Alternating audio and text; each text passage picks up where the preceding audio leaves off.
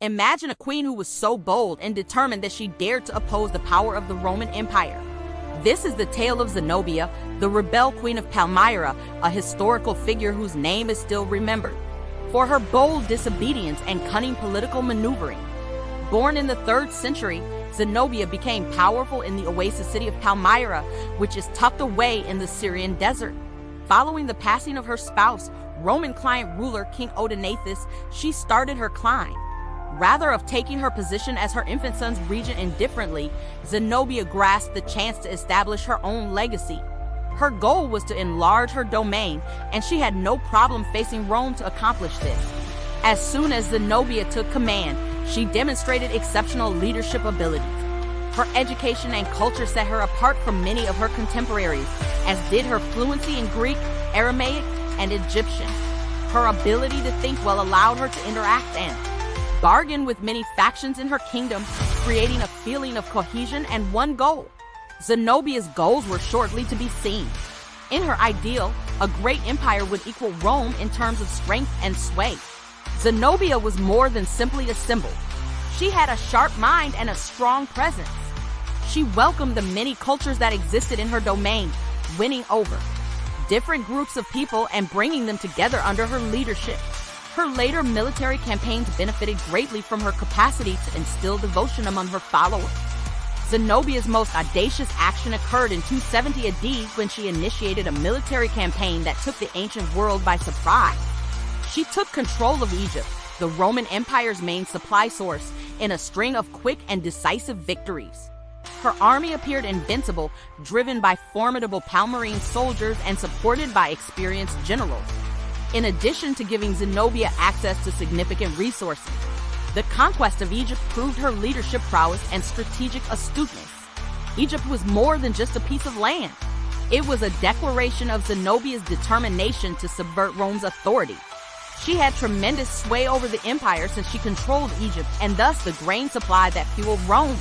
Her audacity and readiness to take calculated risks to accomplish her goals were demonstrated by her daring in taking control of Egypt.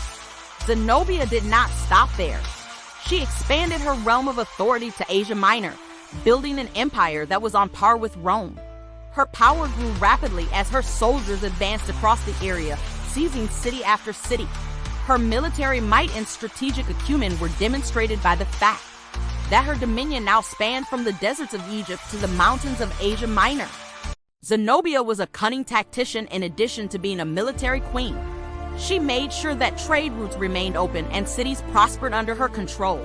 By maintaining the infrastructure and stability of her empire, scholars, traders, and artists from all over the known world flocked to Palmyra, her capital, which rose to prominence as a center of culture and wealth.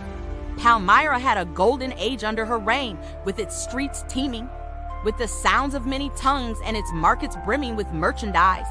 Zenobia's military victories were matched by her remarkable capacity to rule.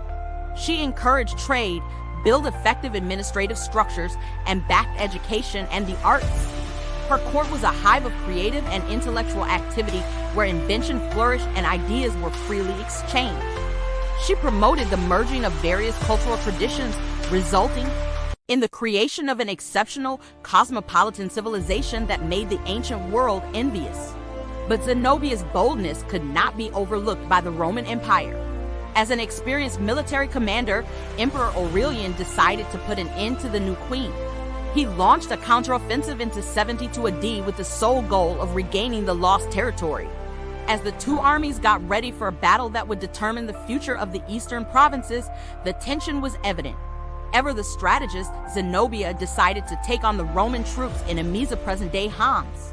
The combat was intense, with amazing bravery and perseverance on both sides. Even with the heroic efforts of her army, the Palmyrene soldiers were about to be overwhelmed by Rome's sheer power. Undeterred, Zenobia tried desperately to get away in the hopes of gathering her army for a counteroffensive. Her effort was unsuccessful. As she tried to cross the Euphrates River, the Romans grabbed her. Once defying the mightiest power on earth, the Queen of Palmyra was now a prisoner. She was paraded around Rome's streets by the Romans as a show of the empire's power and the futility of revolt. The moment of Zenobia's capture was dramatic and significant. Zenobia was to be exhibited in chains during a great procession that the Romans organized in Rome as a way to celebrate their victory. The purpose of this show was to demonstrate Rome's might and the futility of opposing her. But even in confinement, Zenobia's nobility and presence made an impression on everyone who saw it. However, Zenobia's tale is not over yet. Many were shocked to learn that Zenobia was not carried out as planned. Rather, Aurelian spared her life, possibly struck by her brilliance and audacity. Far from the beaches of her beloved Palmyra, she was granted a villa at Tibur, modern-day Tivoli, where she spent her final years in comparatively comfortable surroundings.